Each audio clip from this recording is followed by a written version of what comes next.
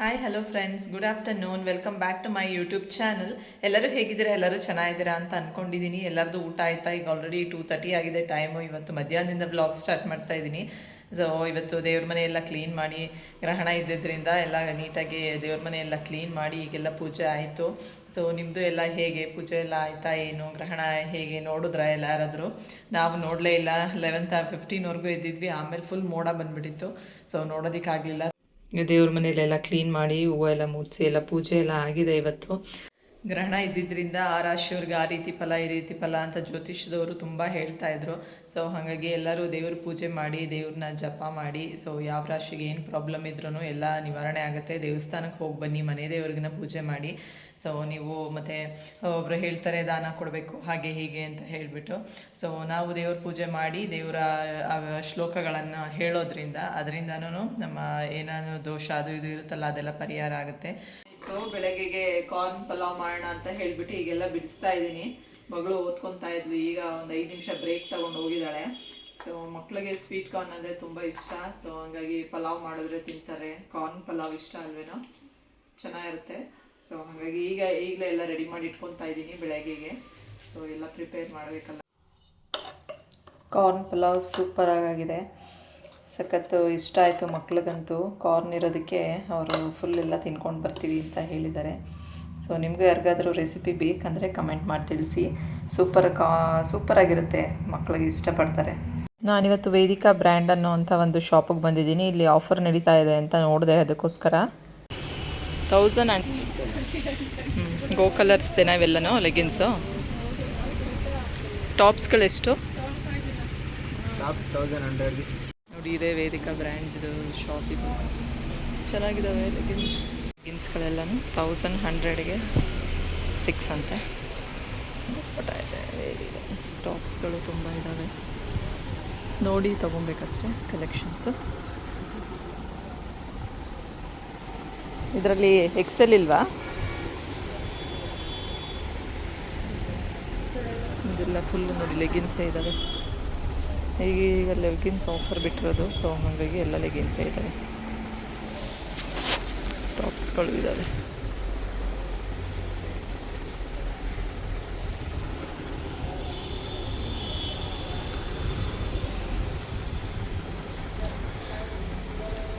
ಹುಡುಕಿ ನೋಡಿ ತೊಗೊಬೇಕು, ಕಲೆಕ್ಷನ್ಸ್ ಇದ್ದಾವೆ ತುಂಬ. ಟಾಪ್ಸ್ ಎಷ್ಟು? ದುಪ್ಪಟ್ಟ ಕೇಳಿದೆ, ಹೊರಗೆ ದುಪ್ಪಟ್ಟ ತೆಗಿತಾ ಇದ್ದಾರೆ. ಕ್ವಾಲಿಟಿ ಚೆನ್ನಾಗಿದೆ ಬಟ್ಟೆದು. ಲೆಗಿನ್ಸು ಅಷ್ಟೇ, ಕಲರ್ಸು ತುಂಬ ಚೆನ್ನಾಗಿದ್ದಾವೆ. ಇದೆಲ್ಲ XL, XXL, XXL ಆ ಕಡೆದು, XL ಎಲ್ಲ ಈ ಕಡೆದಂತೆ. ಸೊ ನೋಡಿ ಹಾರಿಸಿ ತೊಗೊಬೇಕು. ಇದು 2ನೇ ಶಾಪ್ ಇಲ್ಲಿರುವಂಥದ್ದು.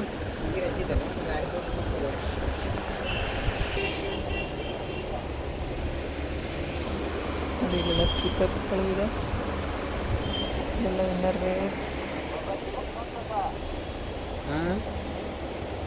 12-13 ಇಯರ್ಸ್ಗಾಗುತ್ತಾ?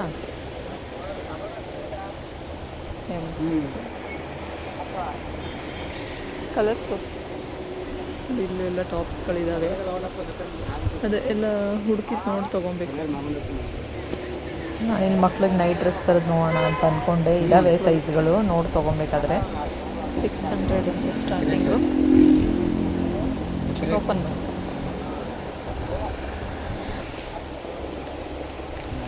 ನೋಡಿ, ಇದು ಡ್ರೆಸ್ 650 ಅಂತೆ. ನೋಡೋಣ ಹೇಗಿದೆ ಅಂತ. ಕಾಟನ್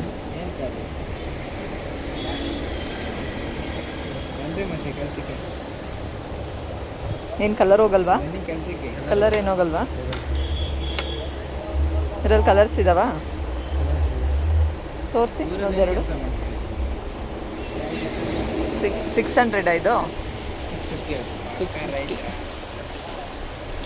ನೋಡಿ, ಇದು ಕಾರ್ಡ್ ಸೆಟ್ಟು. ಈ ಥರ ಡ್ರೆಸ್ ಎಲ್ಲ ಇದೆ 600. ಕಲರ್ಸು ಎಲ್ಲ ಇದ್ದಾವೆ ತುಂಬ. Green, black. ಇವತ್ತು ಸಂಜೆ ಹೊರಗಡೆ ಕುತ್ಕೊಂಡು ಟೀ ಕುಡಿತಾ ಇದ್ದೀನಿ. ಮಕ್ಕಳೆಲ್ಲ ಆಟ ಆಡ್ತಾ ಇದ್ದಾರೆ ನೋಡಿಕೊಂಡು. ಈಗೊಂದು ಬರ್ತ್ಡೇ ಫಂಕ್ಷನ್ ಇದೆ, ಹೋಗಬೇಕು. ನನ್ನ ಸಿಸ್ಟರ್ ಮಗಳದ್ದು. ಸೊ ಮಾವನು ಬಂದಿದ್ದಾರೆ. ಈಗೆಲ್ಲ ಮಕ್ಕಳನ್ನೆಲ್ಲ ರೆಡಿ ಮಾಡಿ ಹೋಗಬೇಕು. ಒಂದು 6:30 ಹಿಂಗೆ ಹೊರಡಬೇಕು. ವೇದಿಕಾ ಬ್ರ್ಯಾಂಡ್ ನೋಡೋಕ್ಕೆ ಹೋಗಿದ್ನಲ್ವ, ಲೆಗಿನ್ಸ್ಗಳು ಚೆನ್ನಾಗಿದ್ದಾವೆ. ಗೋ ಕಲರ್ಸ್ ಲೆಗಿನ್ಸು 1100ಗೆ 6. ಟಾಪ್ಸ್ಗಳು ಇದ್ದಾವೆ 250 ಒಂದೊಂದು, ಬಟ್ ತುಂಬ ಹುಡ್ಕೊಂಡು ತೊಗೊಬೇಕು, ಆ ರೀತಿ ಇದ್ದಾವೆ. ಹೋಗಿ ರೆಡಿ ಆಗಬೇಕೀಗ, ಬರ್ತ್ಡೇಗೆ ಹೋಗೋಣ. ಅಮ್ಮ ಊರಿಂದ ಎಣ್ಣೆ ಸೊಪ್ಪು ತೊಗೊಂಡು ಬಂದಿದ್ದಾರೆ. ಅಮ್ಮನೂ ಊರಿಗೆ ಹೋಗಿದ್ರು, ಮಾವನು ಬಂದಿದ್ದಾರೆ. ಟೊಮೆಟೊ ಎಲ್ಲ ತಂದಿದ್ದಾರೆ. ಸೊ ನಮ್ಮ ಗಿಡದಲ್ಲಂತೂ ತುಂಬ ಟೊಮೆಟೊ ಬಿಡ್ತಾಯಿದೆ, ತುಂಬ ದಪ್ಪ ದಪ್ಪ ಟೊಮೆಟೊ. ಮತ್ತು ಬೀನ್ಸು, ಈ ಕಡೆ ಸೊಪ್ಪು, ಸಬ್ಬಕ್ಕಿ, ಕೊತ್ತಂಬರಿ, ಸ್ವಲ್ಪ ದಂಟು, ಸೊ ಎಲ್ಲ ಮೂಲಂಗಿ ಎಲ್ಲ ತೊಗೊಂಡು ಬಂದಿದ್ದಾರೆ ಮಾವ ಈಗ. ಸೊ ಟೊಮೆಟೊನೂ ತುಂಬ ಬಿಡ್ತಾ ಇದ್ದಾವೆ ಗಿಡ.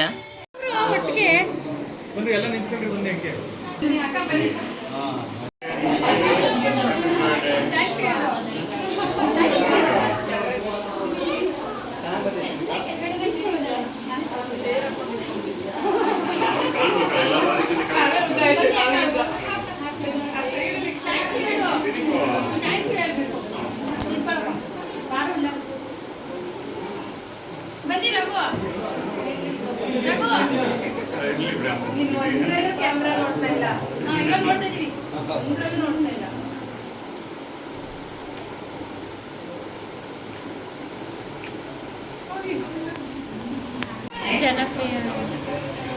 ಈಗೆಲ್ಲ ನಾವು ಲೇಡೀಸ್ ಎಲ್ಲ ಒಂದು ಗ್ಯಾಂಗ್ ನಿಂತ್ಕೊಂಡೆಲ್ಲ ಫೋಟೋ ತೆಗೆಸ್ಕೊತಾ ಇದ್ದೀವಿ.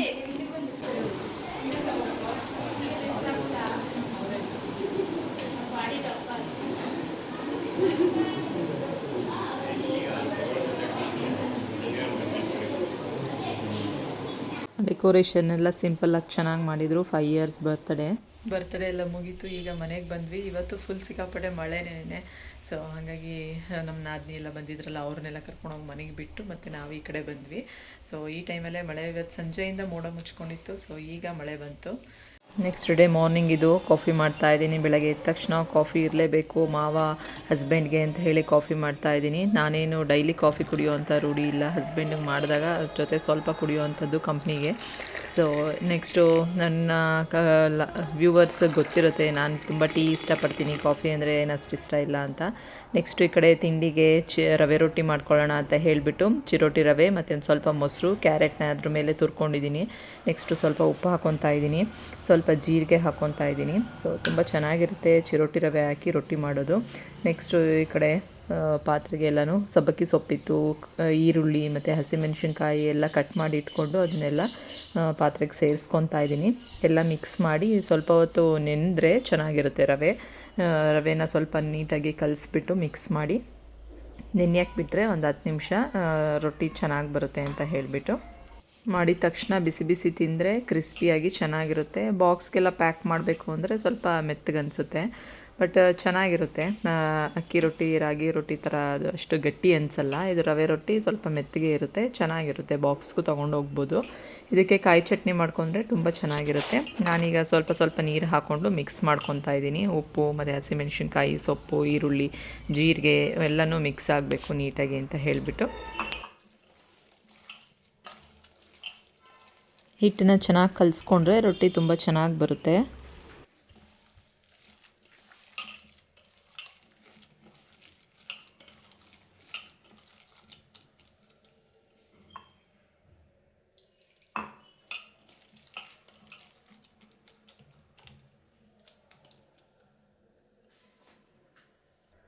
ನೆಕ್ಸ್ಟು ಕಾಯಿ ಚಟ್ನಿ ಮಾಡ್ಕೊಳ್ಳೋದಕ್ಕೆ ಅವಾಗ ಹೊಡೆದಿರೋವಂಥ ಫ್ರೆಶ್ ಕಾಯಿ ತೊಗೊಂಡು ಅದನ್ನೆಲ್ಲ ಸಣ್ಣದಾಗಿ ಮಿಕ್ಸಿ ಜಾರ್ಗೆ ಕಟ್ ಮಾಡಿ ಹಾಕ್ಕೊಂಡಿದ್ದೀನಿ. ಒಂದು 4-5 ಹಸಿಮೆಣ್ಸಿನ್ಕಾಯಿ ಹಾಕ್ಕೊಂಡಿದ್ದೀನಿ, ಸ್ವಲ್ಪ ಉಪ್ಪು, ನಿಮ್ಗೆ ಎಷ್ಟು ಖಾರ ಬೇಕೋ ಅಷ್ಟು. ಒಣಮೆಣ್ಸಿನ್ಕಾಯಿ ಹಾಕೊಬೋದು. ಇಲ್ಲಿ ಹಸಿಮೆಣ್ಸಿನ್ಕಾಯಿ ಇತ್ತು ಇವತ್ತು ಅಂತ ಹೇಳಿ ನಾನು ಹಾಕ್ಕೊಂಡಿದ್ದೀನಿ. ನೆಕ್ಸ್ಟ್ ಅದಷ್ಟನ್ನೇ ಗ್ರೈಂಡ್ ಮಾಡಿಕೊಂಡು ಆಮೇಲೆ ಒಂದು ಬೌಲಷ್ಟು ಹುರ್ಗಡ್ಲೆ ಹಾಕ್ಕೊತಾ ಇದ್ದೀನಿ. ಹುರ್ಗಡ್ಲೆ ಹಾಕ್ಕೊಂಡಾದಮೇಲೆ ಸ್ವಲ್ಪ ಒಂದು ಬೆಳ್ಳುಳ್ಳಿ ಹಾಕ್ಕೊತೀನಿ ಮತ್ತು ಸ್ವಲ್ಪ ಕೊತ್ತಂಬರಿ ಸೊಪ್ಪು ಹಾಕ್ಕೊತೀನಿ. ಇದೆಲ್ಲ ಹಾಕ್ಕೊಂಡು ಗ್ರೈಂಡ್ ಮಾಡ್ಕೊತೀನಿ. ತುಂಬ ಚೆನ್ನಾಗಿರುತ್ತೆ ಕಾಯಿ ಚಟ್ನಿ ಜೊತೆಗೆ.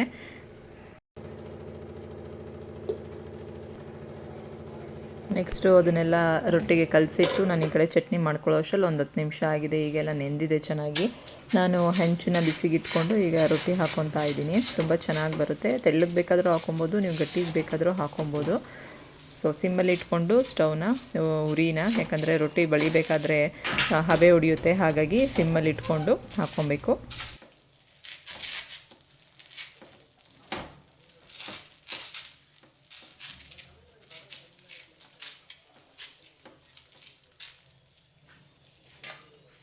ನಾನು ತಟ್ಟೆ ಮುಚ್ಚಿಬಿಟ್ಟು ಬೇಯಿಸ್ಕೊತೀನಿ.